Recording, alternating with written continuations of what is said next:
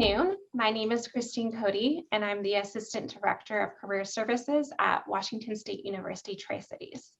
It is my pleasure to welcome you to the third and final Spring Community Classroom series focused on incarceration, education, and local partnerships. This series is brought to you by the MOSAIC Center for Student Inclusion, Academic and Student Affairs, and the Diversity, Equity, and Inclusion Committee. The overarching goal of the community classroom is to provide resources for learning around today's social issues while reducing stigma and empowering informed action. We hope that today provides you with motivation or a launching point for continuing in your own learning and advocacy. We are mindful that we are not leaders in this work, and therefore we commit to following those who are and exploring how we can do better as institutions and communities. Before we get started today, I want to go over a few logistical details. Community classroom webinars are recorded and made available to the public on the WSU Tri-Cities YouTube channel, typically 24 to 48 hours after the end of the event. There's also a question and answer function as a part of today's webinar, and you will find that located at the bottom of your screen. Please feel free to post questions there at any time for our panelists. Once the panel discussion has wrapped up, we will transition to our designated Q&A time and address as many of those questions as we are able to. Again, we want to thank you for joining us today for our event, An Inside Look at Washington State Prison Rehabilitative Programs and the Role of Community Advocacy and Program Success. I am now going to hand the mic over to Dr. Anna Plemons, the Associate Vice Chancellor of Academic and Student Affairs, who will provide introductions and moderate today's event. Anna? Well, good afternoon, everyone.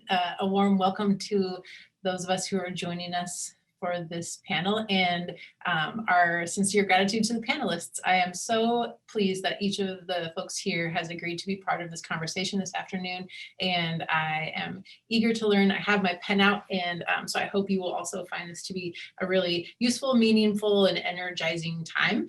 As we've chosen these panelists because they have amazing contributions that they have already made to this work, and I think we can learn a lot from them. So if you'll permit me, I wanted to read bios and just tell you a little bit about them, but I want to make sure I read these things because there's just such an interesting and long list of accomplishments in this room. So first of all, we are so pleased to be joined this afternoon by Secretary Stephen Sinclair. Secretary Sinclair was appointed Secretary of the Washington State Department of Corrections in 2017. After serving in the U.S. Army, Sinclair began his more than 30-year career at the Washington State Department of Corrections. He holds a master's degree in public administration from the University of Washington and was the 2009 recipient of the Governor's Award for Leadership in Management. He is the co-director of the Sustainability in Prison Project, a partnership with Evergreen State College that brings science and nature to prisons and educates and employs incarcerated individuals in a multitude of skills, all contributing to science and our environment. As superintendent of the Washington State Penitentiary, Sinclair created and pioneered the Sustainable Practices Lab, which employs incarcerated individuals in jobs that reduce the cost of facility operations, provides meaningful vocational work and skill training while reducing idleness, and allows them the opportunity to give back to the community. The lab employs more than 120 people and is a national model of innovation that reduces recidivism. Some of Sinclair's proudest accomplishments include implementation of the outcome-based management system and refreshing of the agency's mission and values to integrate equitable treatment of all employees, embrace diversity, and foster an environment of inclusion and respect. Shifting the agency values to a more human-centered approach will enhance the agency's ability to deliver reentry services to improve public safety by positively changing lives. Sinclair successfully introduced and helped pass agency request legislation to reform Washington corrections, of which a few examples follow. Graduated reentry, which allows qualifying individuals to serve up to a year in a community-based work release program, followed up by 6 months on electronic home monitoring with intensive community supervision. This has reduced the prison population and created a new pathway for successful reentry. In 2020, he led the effort to further reform the system by introducing legislation that reduced community supervision to better align with the research indicating extended periods of supervision do not reduce recidivism. And lastly, in the coming year, Sinclair will lead an effort to introduce legislation to address the racial disparities that exist within the criminal justice system. Thank you, Secretary Sinclair, for all of this amazing work and for being with us here this afternoon. Next, I would like to introduce Robert Jackson. Robert Jackson. I want to apologize real quick. I just want to say, oh my goodness, they gave you too much to have. You shouldn't have to read all that. Well, there was more goodness, but I had to just pick a few highlights. But yeah, you've had an amazing career, sir, and we appreciate you. So. Right, I apologize for that. Way too much. Okay, well, it was good. We were interested. All right, Robert Jackson began his career with the Washington State Penitentiary in 1991 as an intern with the mental health program. Since then, he has held various roles in the institution. In 2015, Jackson was promoted to his current position as Associate Superintendent, where he oversees 4 close custody living units, 2 medium custody living units, roster office, training department, law library, and the armory. He also serves as the emergency management coordinator for the facility. Jackson received an Associates of Arts degree from Walla Walla Community College in 1991 and a Bachelor's of Science in Psychology from Washington State University in 1996. He is the past member of the department's Incident Management Team, graduate of the Prison Fellowship Wardens Exchange Program, and in 2018 became a Certified Diversity Executive through the Institute for Diversity Certification. Thank you for joining us, Mr. Jackson. All right, Loretta Taylor. Loretta Taylor is the Educational Services Administrator for the Washington State Department of Correction headquarters. She began her career with the DOC in 1993. Taylor has experience working with program implementation, including startup of several workforce training programs, associate degrees, and managed public and private grants. She served as the Washington Corrections Education Association president for 2 years and was awarded the Governor's Extra Mile Leadership Award in 2016. She was recognized by the Washington State University Criminal Justice Department with the Distinguished Service Award in 2015 for her work with the Prison Debate Project and a Distinguished Alumni Award in 2019. Taylor holds a bachelor's degree in criminal justice from Washington State University and a master's degree in adult education from the University of Phoenix. Thank you for joining us. And lastly, Carol Hines. Carol Hines has been married for 45 years and lives in Los Angeles. She's retired from a 40-year career in healthcare, and she is the parent of an inmate who is serving a 25-year to life sentence, which he began in 2000 at the age of 18. Hines has served more than 18 years on 2 inmate family councils since her son became incarcerated. She is also a member of the statewide Inmate Family Council at the California Department of Corrections and Rehabilitation headquarters in downtown Sacramento. In addition to advocating for families as a member of these councils, she became an advocate and speaker for the Arts and Corrections program, sharing personal stories that reflect the positive and healing effects of the arts, music, and creative writing have had on her son and others in prison.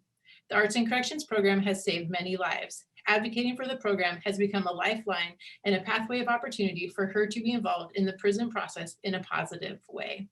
So as you can see, we have some amazing experts with us this afternoon, and we are so pleased that each of you is here. So to start out, we now know a little bit about you, some facts about you, but we just would love to hear a little bit more from your own perspective about your connection to or role in rehabilitative programs. So we'll start with you, Secretary Sinclair. So, to restate the question, so my role in the implementation of rehabilitative programs, correct? Yeah. Yes, please. All right. Well, my role, I guess it's kind of complex because, you know, there's this thing that I call correctional maturity, that I started out as a correctional officer at the state penitentiary many years ago. And, you know, then you're very focused on tasks and those basic things you need to do to keep the area safe and secure in your immediate vicinity. But as you spend more and more time in the field and progress to higher levels of responsibility, you start to figure out, no, really it's about influencing people to make better choices, to have better outcomes. And then ultimately, after a very long chain of events, we impact public safety in a positive way. And so certainly I've had the opportunity as like the superintendent at Walla Walla to, you know, create unique and fun programs like you mentioned with the Sustainable Practices Lab, which that was about giving human beings that are incarcerated the opportunity to do something positive and give something back to the community while at the same time reducing idleness within the system. And so that's worked out pretty well, fun. People like my great friend Rob here keep it going. But it's looking for those opportunities to find the resources or just make stuff happen. Another thing we did at Walla Walla was start congregate programming in our, we call it maximum custody, restrictive housing. The first time ever in our state that we were able to bring people together, even people from different gangs, have them participate in programming. And it is cognitive behavioral change programming. And so we were able to influence these folks, and man, we had some great outcomes with that. And so it's really about what you can do in your environment with your resources, with your authorizing environment. But of course, when you get to the secretary level, you kind of are the authorizer. And so even as prison director in that, I mean, you just look for those opportunities to make things better. For me, the key is have the right vision, determine the outcomes, figure out how to mobilize the workforce to do that. And really, I mean, our mission statement says it all, because in our business, and it's not a business, in our service, it's really about to improve public safety, you have to positively change lives. You have to do that. If you can't do that, then you'll continue to be in this loop of getting the same outcomes that you've always had before. You got to empower people to make good choices and give them the tools to do that. So I don't know, that's probably, I don't know if that's great at answering your question, but I mean, it's really complex. I'll be happy to dive into it further later, but I don't want to dominate the show here. Thank you. And I think it's helpful for us to understand, I think you had this, there's different roles at different levels. So I don't know, Loretta, could you tell us a little bit, you have a headquarters role, like what's your role in establishing or maintaining rehabilitative programs? Well, and I can speak to that from a couple of different perspectives, because previous to this role, I was a college dean for the prison education program at Coyote Ridge Correction Center through Walla Walla Community College. And in that, I had a large role in implementing new programs there. In 2009, the facility went from a 400-bed minimum security facility and added over 2,000 beds, medium security facility at that site. And so I was fortunate to get to bring on several new programs, vocational and degree programs to that facility. And so that's an exciting opportunity to be able to bring those types of programs that really add value to the individual and what they can do for their future. So, we're required by RCW to provide adult basic education for those that are incarcerated and don't have a high school diploma or GED. But beyond that, we also have funding and provide for vocational training programs that go from a 10-week pre-apprenticeship program to a 1-year vocational certificate. And most recently, in the last few years, we were able to start awarding workforce degrees as well. And so to see the changes that can occur in a student who has never thought for them college was possible. I've heard many students say it just wasn't in my future. So being able to bring those kinds of programs to them, I mean, we have nearly about 50 different vocational programs offered amongst our 12 prison facilities that are delivered through the community and technical colleges that we partner with.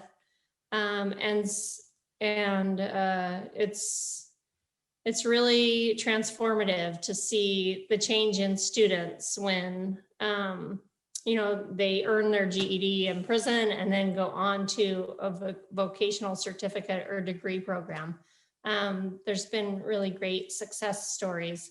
So on that level, administrative level where I was able to actually grow these programs and help fill the spaces of a new prison with vocational and degree opportunities was great. And then in my current role as the education administrator, working with the contract partners that we do have through the colleges, as well as the volunteer programs that we have through nonprofits that do great work in our prisons as well to bring liberal arts programs. And most recently, one of our programs partners, the Freedom Education Puget Sound program, was awarded a grant where they're going to be able to be again offering bachelor's degree liberal arts degrees to the women at Washington Correction Center for Women. So being able to work at a headquarters level and help to make policy changes and even legislative changes that help to improve what's being done in the programs that we do offer, and to expand on the services we provide.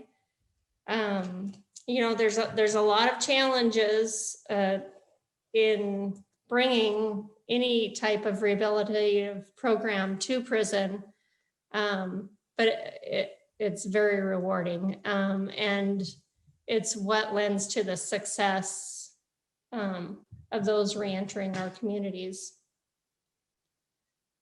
Thank you. It's really interesting. Also, I'm wondering, Mr. Jackson, could you tell us a little bit about your role in programming at the institutional level? Sure. I think my role, really, I try and sum up my role as being a cheerleader, right? Trying to inform the public, inform our staff, inform our incarcerated folks. I try and remove, I think, roadblocks, remove some doubt, foster established relationships, and garner new ones. In my position, I'm fortunate, you read it in my bio, I was a member of the Warden's Exchange Program, and I was able to travel across the country. That's one of the other things that I get to do in my role. So I got to go visit other areas. I spent time in California, Nebraska, Ohio, and was able to take some of their ideas, bring it back to our facility, put it in the hands of capable people, and let good people do great things. And so that really is what I see my role is at the facility level is, you know, there isn't much I think we can't do in prison safely if, and the programs that we provide will make better human beings. And I think that's my role. I'm that champion at the facility. That's awesome. Thank you. And I think that's a perfect segue to Carol. Can you tell us a little bit about your connection to rehabilitative programming and your perspective there? Of course. I am a parent of an inmate, and my son is serving a 25 to life sentence. And it started in the year 2000, and he was 18. He entered a level 4 maximum security prison in California. And at the time, you know, I was a lost parent. I mean, this was all new to me. I had no idea how this was going to fit into our lives. But I learned about something called the Inmate Family Council that they had at his prison, actually all the prisons in California. And I got involved, and at one of the meetings, the recreational therapist was there, and I met him. His name is Jim Carlson, and he was running the program for arts. It's called Arts in Corrections, which involves creative writing, music, visual arts, and now at Sacramento, they've also included, I believe, theater art. But my son had gotten involved in the program, and Jim he connected the dots and said, "Oh, you're Adam's mother, you know how da da da." And he was paying attention to Adam's success in the program. and had an idea about combining forces with himself, with Anna, who conducted the creative writing program, and myself as a parent, to go out and speak about this program and advocate for it and help people understand really what is going on inside the prison and what this program has to offer. So as part of what he called our dog and pony show, I was able to step up and share the positive experiences of not only my son, but I've had the pleasure and the honor to meet other men in the program who have flourished. So I'm able to share their stories too. So for the last, I want to say 10 or 11 years, the three of us have been doing presentations across the country at different universities when they do the higher education in the prison system, when they have conferences, and we've spoken at other events. But basically take it out as far and wide as we can to talk about it, because it's just so important. So that's how I got involved with it, and it's actually my lifeline too. So I'm grateful for every ounce of time I get to spend doing this. Thank you, Carol. Mhm. It's exciting to me. I was kind of scrolling through and looking to see who was in attendance today. And so I think this is an appropriate time to say that we have program alums in attendance today, both from the programs at Walla Walla and the Arts and Corrections, the program that Carol's been associated with. So it's exciting to see. There's also a lot. I also can see that we have people joining us from the prison administration in California, and people who have retired from that work, people who are currently teaching there. But most importantly, I think it's pretty exciting to see that we actually have program alums about the kinds of programs that we're discussing today. So that's very cool. If each person wants to jump in, maybe I won't call. I'll let somebody see who wants to go first. But I know there's a lot of the folks in this room have been associated with a lot of really successful programs. If you think of one, okay, Secretary wants to go. You want to go first, or you want me to finish my question? Well, actually, I wanted to clarify something real quick, because I mean, it's very easy to confuse what programs are or aren't. I mean, and there are varying degrees of programs. For instance, we have a very large presence of religious program providers. And so people come in and volunteer groups provide programming. Religion is one of them, but you know, we also do with other things like sustainable practices. We partnered with Washington State University for our butterfly program, the Monarch program. And so there's just varying degrees of this. And so education is probably the gold standard that you want to achieve is anything evidence-based.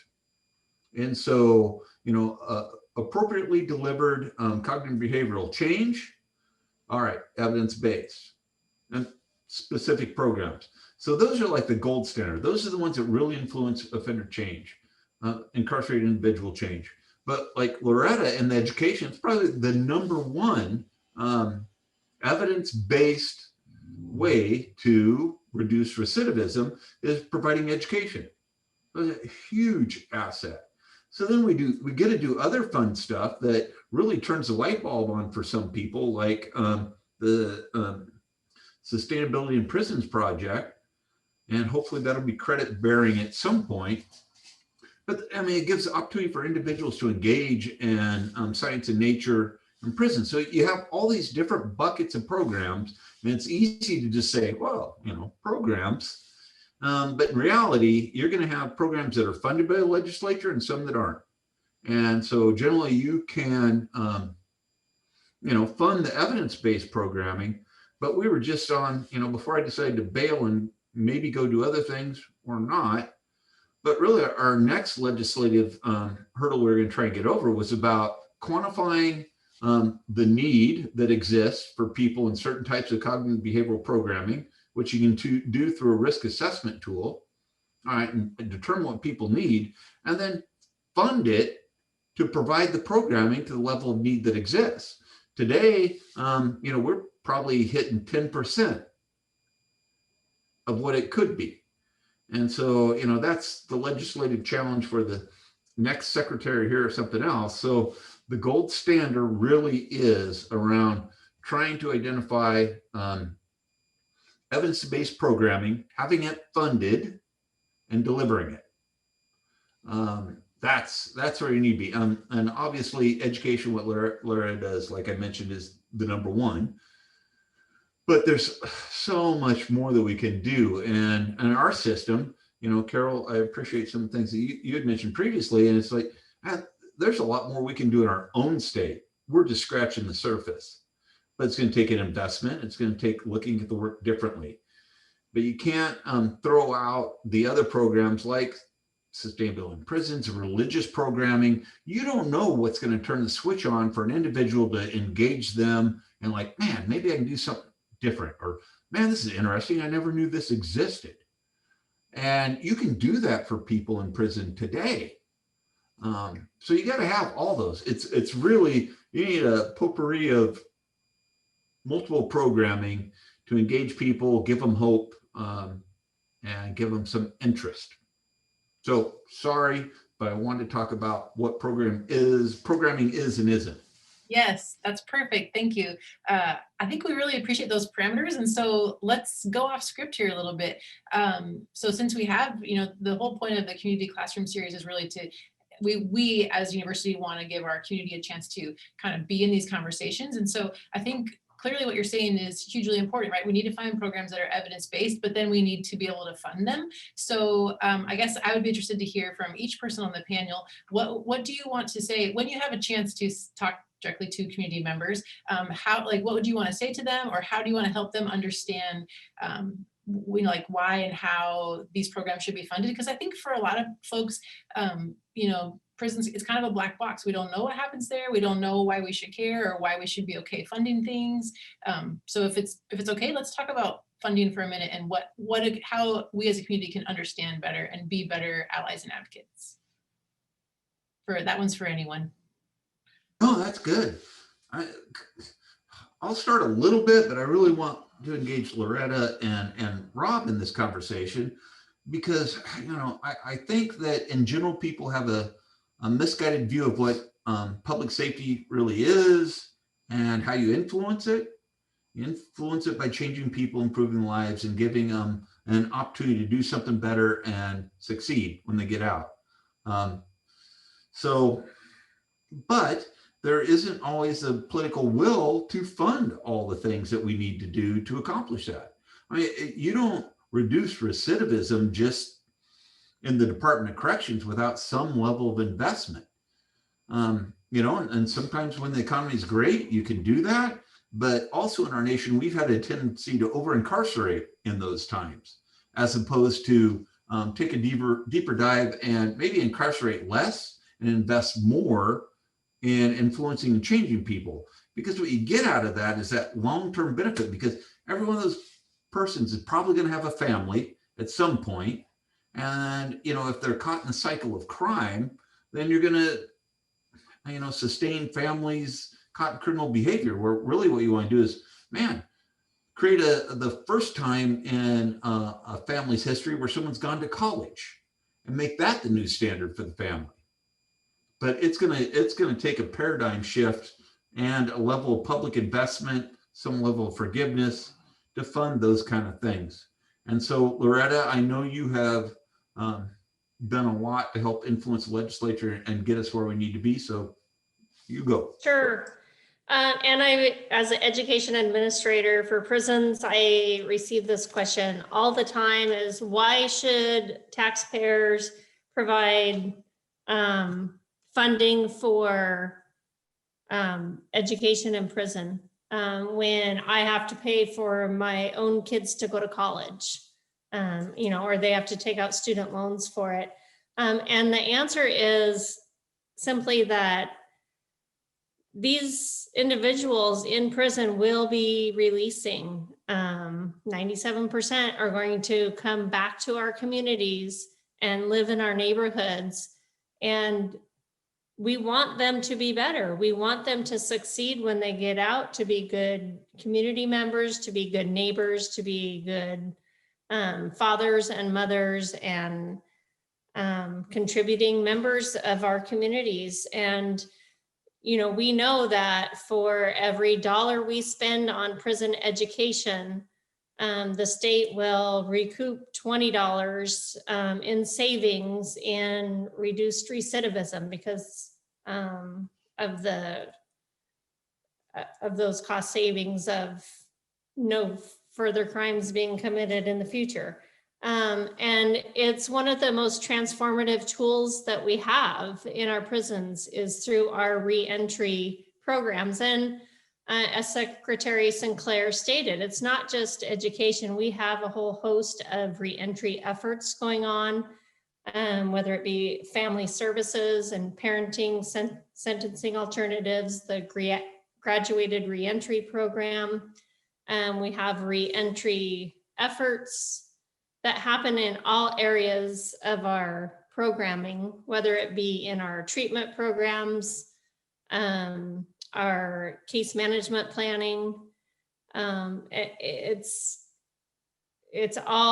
embedded into all of the work that we do in our prisons and in every area, like I said, from education to treatment, to the cognitive behavioral interventions that we have. And so I think that's why it is important to fund these programs, because we need to help these individuals make the change that they want to make. They don't know how. And so through these programs, they get the social, cognitive, employment skills that they need to reintegrate successfully. Thank you. I'm wondering, Carol, do you want to jump in on this one? You've had some practice telling your story, right? And attempting to help folks understand. What are your thoughts? Yeah, well, I'm kind of not sure where I would jump in on this one, except that I agree with everything that's been said. We cannot warehouse people and just simply hold them there. Many of these people are coming out into the community, and we have to think about that bigger picture as community members. Now, I will admit that before my son was incarcerated, I was that other mindset of somebody like, contribute money to an inmate? Are you crazy? That's the last thing on my list. No, I see it.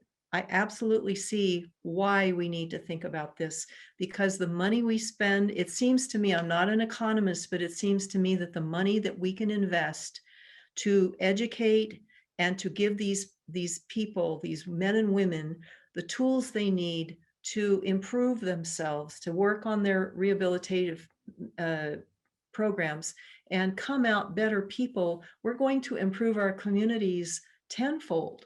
And if we don't do anything, we're going to get stuck in the same rut we're in. We're going to continue to warehouse inmates, and our costs are out of sight. Seems to me it's money well spent to educate an inmate while they're in prison and offer these rehabilitative programs, as opposed to back out and everything that we go through. It just seems like the cost is greater. And I think it's just what I've seen happen, the positive that I've seen come out of our system in California, and I've only seen a small piece of it, but there's been no failures. Everybody I've met and everybody I support, there have been no failures. And to me, it is money well spent. And we need more of it. And I'll tell you what, the men that I know now that have been in the program, I hold them in such high regard for who they've become, the individuals they've become, the human beings. They're absolutely outstanding. And I see failures in a lot of people I know out here that, boy, if they could have half of what these inmates have learned and who they've become, we'd have a good society going on out here. So I am all for it. I think the more that we can invest and capture these men and women while they're in and help them and give them tools, as a society out here, we're going to be much better off. We need to think of the bigger picture out here. Thank you. Mr. Jackson, did you want a chance to weigh in on that one? Sure. I think this is something that we run into that is difficult on a daily basis.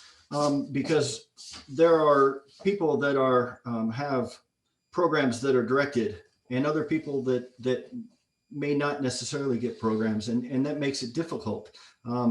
We have a limited budget, we have a limited supply, and so we have to spread that around and target the people based on the risk to reoffend and when they're going to reenter.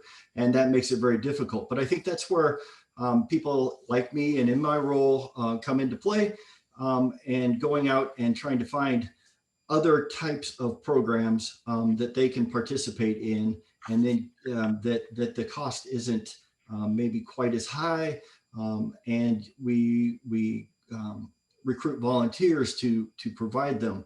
At the penitentiary, we're currently, and understand that COVID right now over the last year has caused a huge strain on the programs that we can provide and how we can provide them, reducing the numbers and the cohorts. And so we take that very thin nickel and cut it even thinner at times. But I've worked with Whitman College at the penitentiary, and through networking, we've developed, I think, 3 or 4 different programs that we're bringing in and providing to certain populations that may not necessarily get first chance at programs. And, they're walking away with Whitman College credits at no cost to them through this partnership.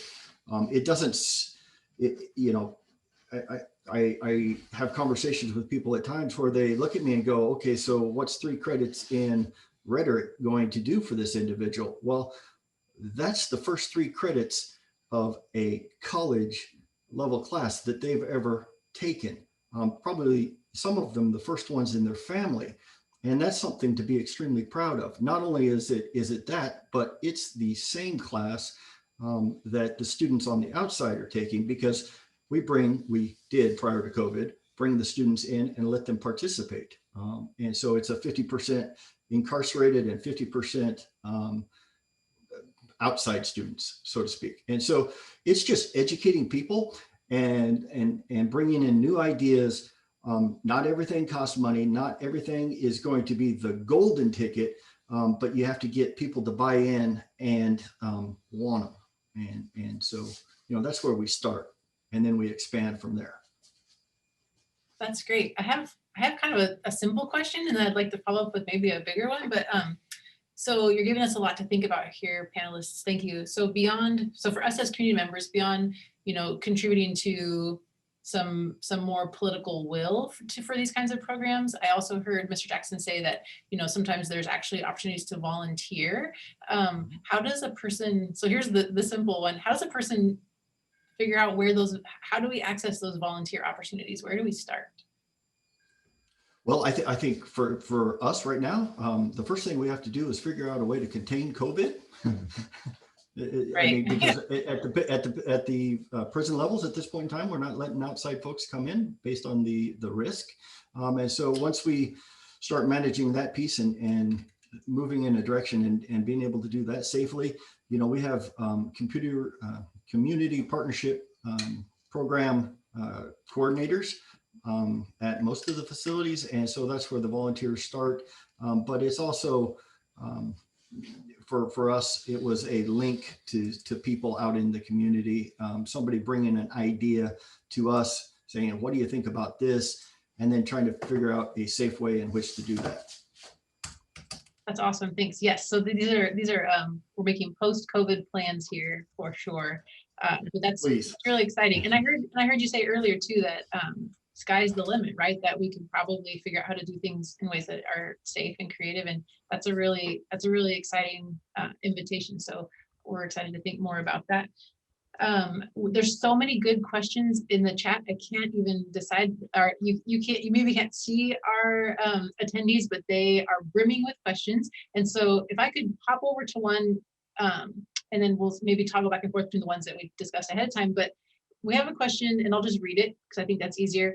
When we talk about recidivism, we often talk about reentry. What does recidivism mean with respect to incarcerated individuals serving a life sentence? isn't there also some return on investment with respect to internal prison operations when you provide opportunities for individuals to make positive improvements in themselves, even if they will not have the opportunity to re-enter our communities? So I'm also interested, right, in this, when we think about evidence-based programming and, you know, what we mean by evidence, and if we use recidivism as the main indicator of, you know, a piece of positive evidence, what does that mean for folks serving longer sentence or life sentences? And so for me, the Whitman program that I talked about, that's the group that specifically we started targeting, because those people, this is going to be their home for the rest of their lives. It doesn't mean that they're not capable of changing and or influencing those around. In fact, some of the people that motivate younger folks around them to go do these things that still have a, I'm going to say a chance when they get out on the streets, those are the guys that are going in, at least for us at the penitentiary, and recruiting and saying, hey, get your stuff together. Here's a path. You know, right now, this path that you're taking, you're going to end up like me, and you're going to be here for the rest of your life. Take advantage of all of these different things that you have in front of you, and make yourself better. And so, you know, they become our cheerleaders and our champions. And right now we have those folks coming to people like me and bringing their ideas and saying, here's my proposal. This is what we think we can do. And not only are they proposing it, you know, Secretary Sinclair talked about the Sustainable Practices Labs. We actually had them writing programs or building programs themselves that the incarcerated population needed to go through before they could participate in the Sustainable Practices Labs. And it was all about trying to find out some of the things that were broken in them and how to make them better. But it wasn't written by somebody like me. It was written by them, which is a lot more meaningful. And it goes a lot further, because I can talk all day long about things, but I haven't lived their life. You know, it means something coming from them. Thank you. And does anyone else want to weigh in on that one? I want to chime in a little bit, because it's like, yeah, people, I guess, don't always recognize the incredible human capacity that exists within the prison system. There are some amazing individuals in our system that, man, a lot of them committed crimes in that critical brain development area between, say, 16 and 25, did ferocious things, and things that they'll probably never be able to see daylight again because of. But there is this human capacity that exists in every prison system. And if you can empower those folks, give them opportunity, like Rob just talked about, man, we've had some amazing things developed by incarcerated individuals that, Redemption is an example. Yeah. Fantastic program. As a matter of fact, Wally, the guy that was doing that, was he was a life without parole guy. He was able to get released under, I can't remember what the House bill was that, or the bill was that authorized it, but he got out. Man, he went out, connected with Microsoft. They did a weekend hackathon, and they're working on a program to address sentencing differently and eliminate racial disproportionality. That individual was going to spend the rest of his life in prison. And so, I don't know, the incredible human capacity that exists there, and it blows me away. So, in our perspective in corrections today, and it's different in every state and wherever you go, I mean, whether or not you're trying to build people back up to be successful or contain them and restrict them. It's kind of like, you know, managing successful organizations. You got to give people the opportunity to stand up and do the right thing if they want to, guide them, direct them, help them get where they need to be. People are people, whether they're incarcerated or not. Loretta, I'm sure you're thinking something. I can see your eyes. I am. I just, one thing I want to touch on is the great importance that it is when we have these community partnerships, and then when we can bring outside organizations and individuals in to connect with the various programs that we have. whether it's through, as Secretary Sinclair talked about, a religious program, or even one of our workforce degree programs. We have pre-apprenticeships where we connect with outside agencies and trades unions. And our programs are most impactful when we have that interaction from those community partners and agencies. When we have somebody from the iron workers comes in and gives a presentation to a welding class and say, look, we need workers, we're waiting for you, we're ready to accept your job applications as soon as you get out. That's when they see hope and realize that what they're doing has that connection on the outside and will impact their future. So, you know, those community partnerships that we have really can impact how we deliver programs inside and make a difference on those individuals. And whether they're releasing in a year or they're locked up for life, we have programs that we're able to offer to different groups of the population to meet their needs of where they're at and what their future looks like. Thank you. I'm wondering if, I think Carol, you want to weigh in on this one? Ooh, I'm not quite sure where to go with this one. I mean, I agree with everything that's been said. I think that the one thing that resonates with me is the talent and the desire and the commitment that we have inside of prison with inmates. And everyone has this, not everyone, people have a general concept that once an inmate, there's no possibility here of anything better than that. It's not true. Prisons are packed with potential, and we need to tap it. We need to explore it. We can't just warehouse these people. They are human beings, just like Mr. Sinclair said, they are human beings.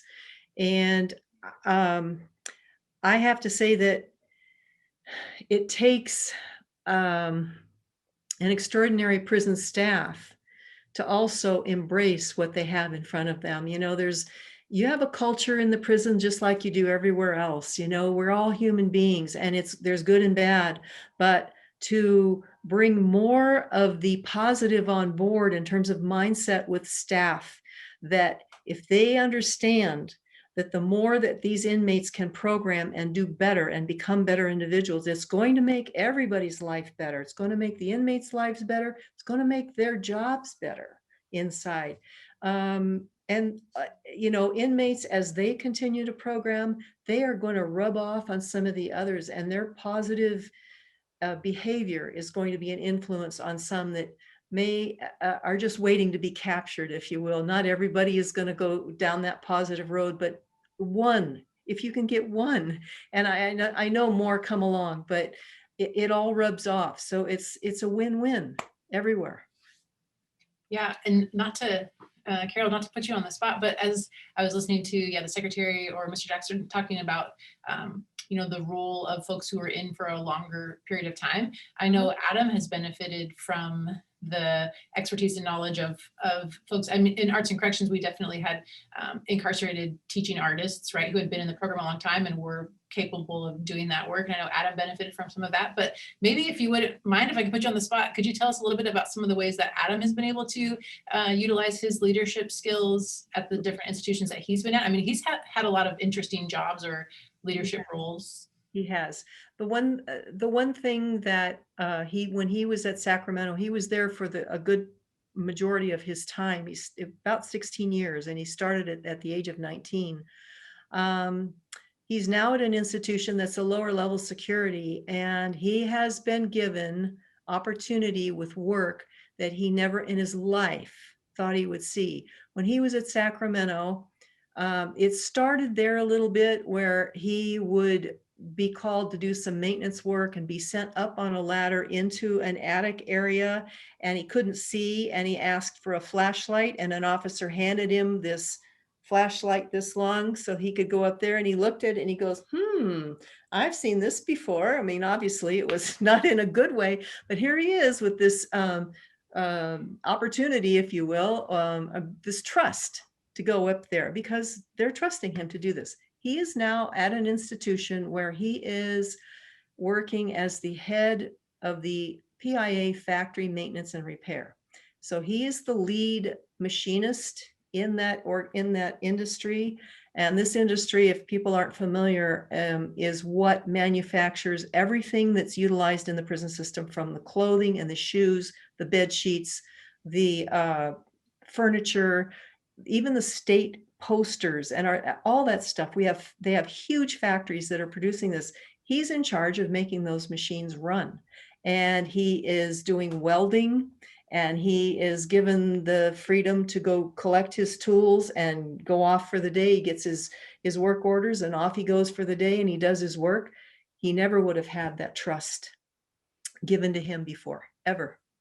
But here he is with greasy hands at the end of the day, and an entire different mindset of, what he's capable of and the trust that's been given to him because of who he has become. He also, I have to backtrack a little bit too.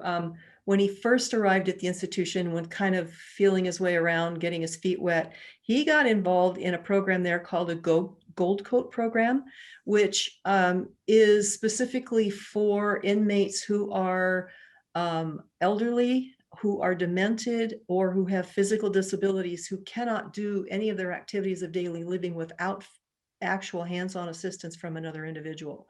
So he was assigned to maybe 3 inmates for the whole day, and literally go there, get them out of bed, help them dress, help them get their meals, help them get to their medications, get them to their programs, and work with them all day long, every day. These are guys that had mental issues, so he had to learn how, and he got training to do this, but learn how to defuse situations as maybe they were getting a little bit too anxious and excited about a situation. He had to calm them down.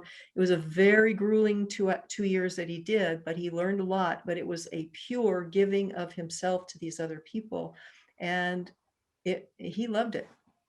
So he's had a variety of, everything from a hardcore mechanic to somebody who's doing tender loving care to somebody who can't dress themselves. And he's done a lot in between. That's amazing. Thanks for sharing. We've had quite a few questions about Pell eligibility. I don't know, maybe Loretta, would you like to pick this one up? Could you tell us about the state of Pell eligibility for incarcerated students in Washington? What can we expect? What's going on? Sure. So that was a big announcement for everyone.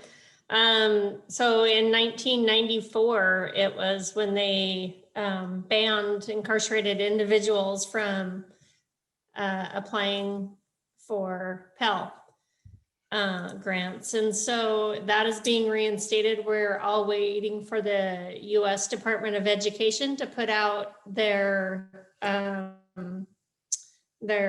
criteria. They're redoing the FAFSA application to make it an easier application and reduce it from like 120 some questions down to, I think, 34. And then to put out their instructions for Pell for incarcerated individuals. So that's going to help to open up opportunities for our incarcerated population.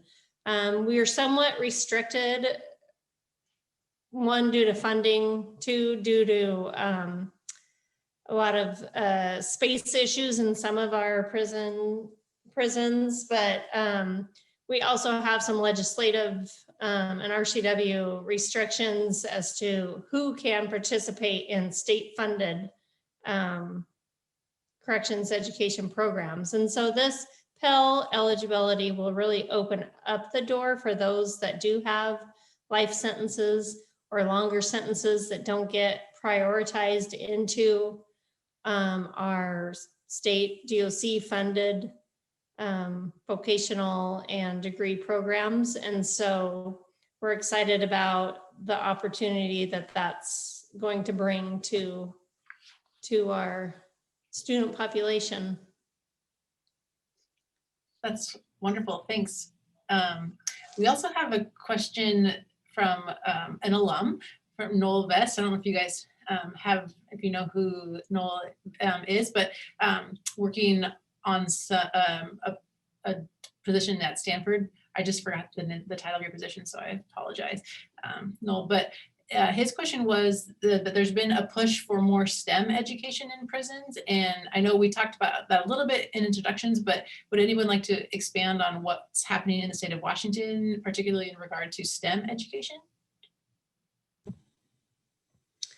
So I can speak briefly about our GOC funded college classes and programs have to result in a credential. So we have workforce programs that ultimately result in a 1-year certificate or a 2-year vocational degree.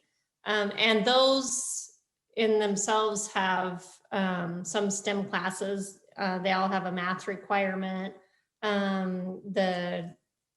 The 2-year degrees, many of them, have the various science requirements. And so we also have classes and programs through volunteer organizations that may just present a science or a math class because that's what the interest of the population there is.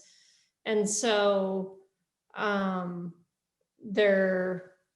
it really depends on what the certificate or degree requires, is what the offerings that tend to take place. But Secretary Sinclair can talk a little bit more about the sustainability programs because they do offer, the science classes and components. And I know the program there is working towards even some credit-bearing classes and certificate options that he might be able to speak more to. That's great. Yeah, Secretary Sinclair, I don't know. I know you already put the link in the chat, which is excellent. So check the chat if you'd like the link to this. I'm trying to multitask. Oh yeah, no, this is great. But yeah, do you want to say anything more about the sustainability program? Yeah, the Sustainability Prison Program, it's a unique partnership between the Washington State Department of Corrections and Evergreen State College. And it's been in existence now for 18 or so years. I sent you the link to I think I sent it to everybody in the chat, to Sustainability in Prison Project. Go look at it. But the thing that we've been working towards with that project is really to get to credit-bearing programs. I think that the Second Chance Pell Grants is going to open the doorway for that. Like Loretta and I were talking about before the actual panel here. There's a huge amount of interest from higher education institutions, above 2-year degree programs, to now dive into prisons because of the availability of Pell Grants. And so we hope that a lot of the programs we've done, we have beekeeping, we have turtles, we have habitat restoration. I can't list them all, but they're all on the website. And so if every one of those was credit bearing, and then that could, and even if they're elective credits that contribute to a BA, that's going to change people's lives. That gives them a toehold while they're incarcerated and getting a higher education degree. I was just typing a response in the Q&A to somebody that, that asked about, okay, well, how do you transition people?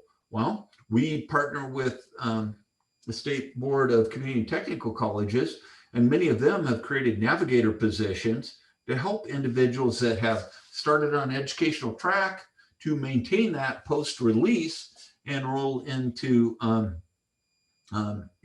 continued education after prison. And there are other programs out there like nonprofits, like post-prison education, Ari Cohn, which beats me up in social media occasionally, but he's still got his heart in the right place. And I love the little guy to death. But yeah, I mean, there are lots of people out there that are willing to help support individuals. You just need to be able to connect them with the places where they may get some support. Post-prison education project is an example of that. That's great. Thank you. So I guess we're almost at 5 o'clock, so I'd like to give everyone a chance to kind of have the last word from your perspective. So I'll pose a question, but I'm totally open to mutiny. Mostly we just want to hear from you what you want us to hear. But if you didn't have something in mind, I think my last question is, this has been really useful, and I think we're learning a lot, and I think it's really expanded our understanding of what's already happening in prison in the state of Washington and what's possible in the state of Washington in our prison system, and helping us kind of clarify our role as citizens and developing the political will to do those things, but then also showing up, right? Bringing whatever it is, whatever our thing is, trying to show up and come with an idea and help out. So I guess either whatever kind of final words, whatever you'd like us to know, and or what else do we need to know? Like what do we need to know? What do we need to put in our back pocket when we leave this evening? So I think let's start with Mr. Jackson, if you will. The shy one, right? Here's what I think people should know. We in corrections have always done really good at locking people up. You know, We don't do that corrections anymore. well, that's true. The receiving people and keeping them housed, warehousing folks, we've always done that very, very well. The piece that I think we've always failed at doing is the reentry piece. And we still have a long ways to go, but under Secretary Sinclair's leadership, you know, this is an area that we really have started focusing on more and more throughout my short 28 years in corrections. You know, it's something that we just never did well. We still have a ways to go. We need people to help us with that, and you know, but we have good, firm building blocks right now to work with, but we're not there yet. We're going to make some mistakes. We can do things better, but we're doing it a whole lot better than we did 10 years ago. That's great. Thanks, Loretta. I'd just like to say that, you know, we have to remember that, again, these individuals are coming out of prison. It's easy to forget about them once they go to prison, and nobody wants to think about what that means or what looks like or what's happening there. But they will be coming out, and they will be our neighbors. There's so many examples I have, you know, in the past 25 years I've worked in prison where I've seen how programs can transform individuals and put them on a path to success and give them the confidence and the tools they need and the education and the ability to live a different life. So, I mean, if we don't give that to them while they're in prison, how can we expect them to be different when they get out?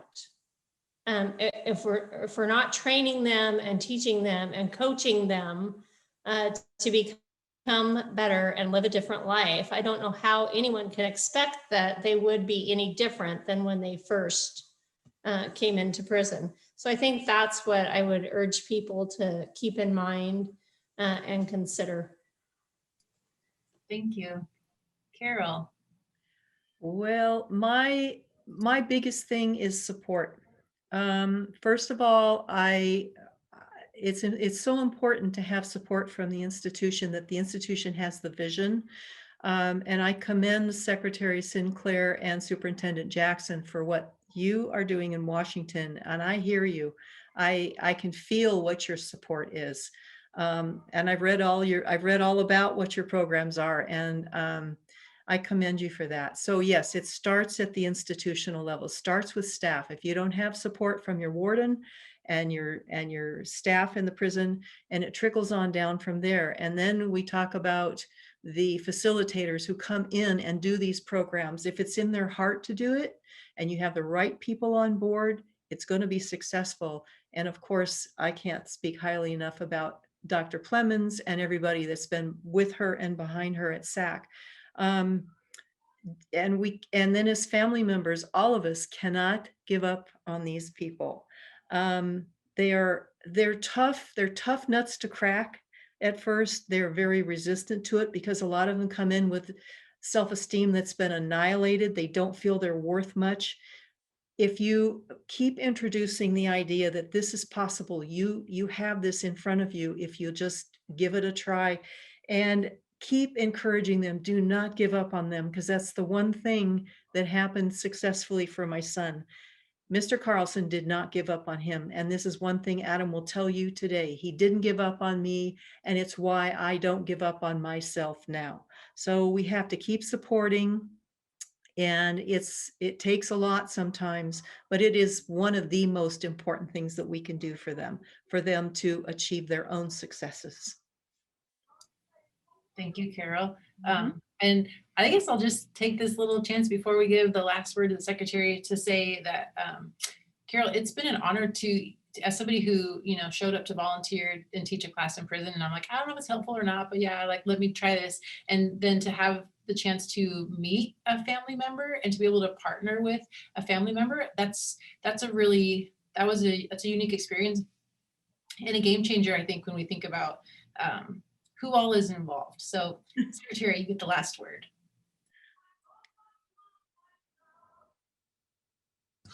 I want to give Rob a second to clarify something real quick, and then I'll go after him.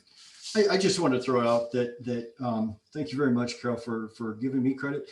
None of these are my programs. The beautiful thing about what I get to do is I get to empower people, and it's their programs. And they're a lot more successful when it's theirs versus mine. And so none of this is anything that I've done. It's everybody that works for me or with me. And so I just wanted to make sure that those are the folks that get the credit for these things. I haven't done any of this. And dang it, I think the short-term memory loss is starting to kick in for me. So Anna, could you restate the question, please? Yeah, sure. It was either, the options are whatever you just want us to know, so you don't have to answer the question. You just get the last word. Or what's the takeaway for us as community members? What do you want us to make sure that we walk away with in our back pocket so that we can better support all of the good work that's happening? Well, yeah, I think it's all about perception change, how people view incarcerated individuals. I appreciated what Carol stated earlier, because it really is important for a successful system. I mean, you got to be focused on the right kind of mission and values.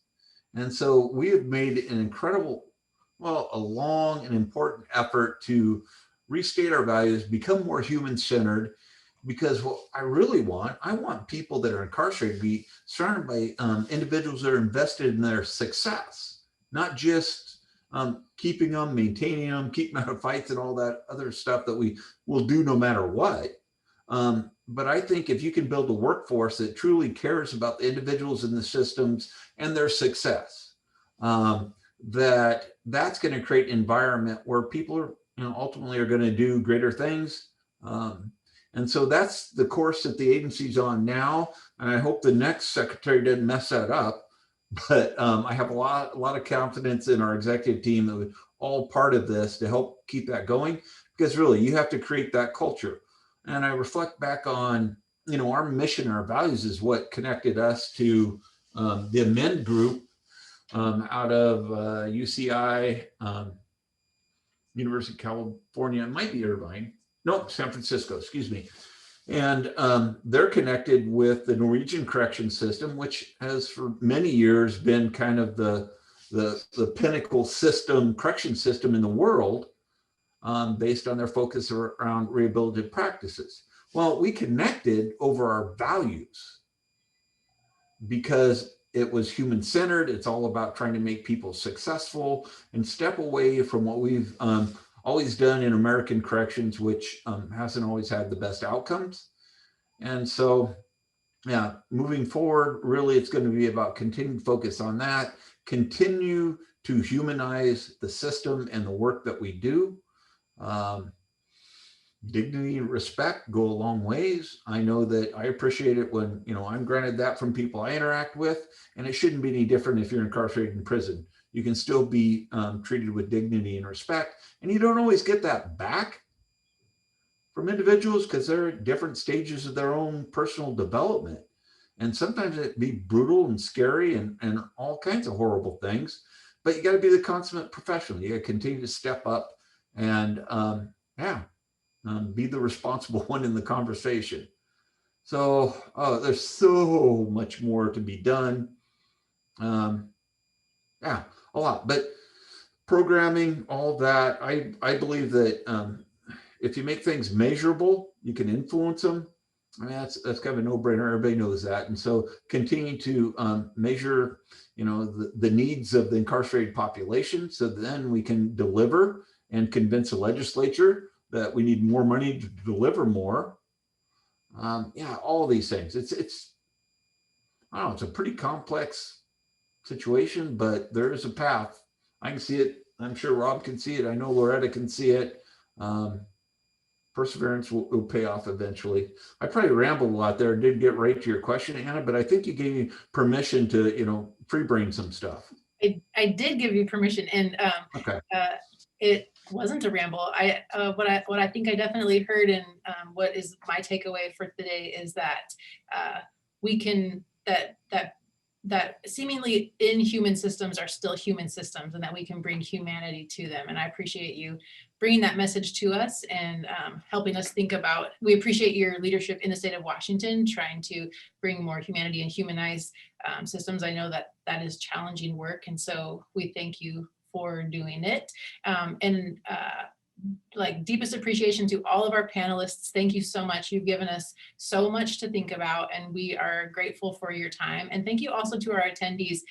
It's a pretty cool list of folks who have come in to listen today, and it's exciting to me, at least the names I recognize, to think about where this conversation will go, right? That it will kind of spoke out from here into all different parts of our community. And so thank you to all who attended, and I'm turning it over to Christine for the really true final word.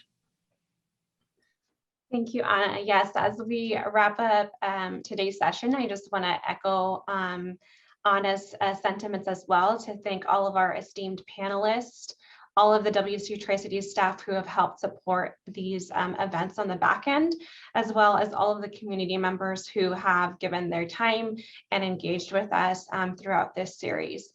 Just as a reminder, all of the events, there was a total of 3, were recorded and are available or will be made available on the WSU Tri-Cities YouTube channel. And I also want to just recognize that we were not able to get to all of the questions tonight. There were so many great questions in the chat. So we will do some work on the back end to see if we can still get those directed to the right people and see about getting some additional answers out. I also want to make note that Carol's son has written, I don't know if you would call it an essay, Carol, but a really powerful essay about his experience. And if folks are interested, we're happy to follow up with attendees and send that out as well, just to give you some more perspective and some insight on that experience. So again, we will be continuing the community classroom series and featuring different themes in the future. So if you have gained something from this series, we would love to have you just keep track on our WSU Tri-Cities social media channels, and we will be sure to announce when we make the next series public. So thank you again all for your time and for your engagement. And it looks like Secretary Sinclair is maybe promoting another resource. So I will let him give a quick plug.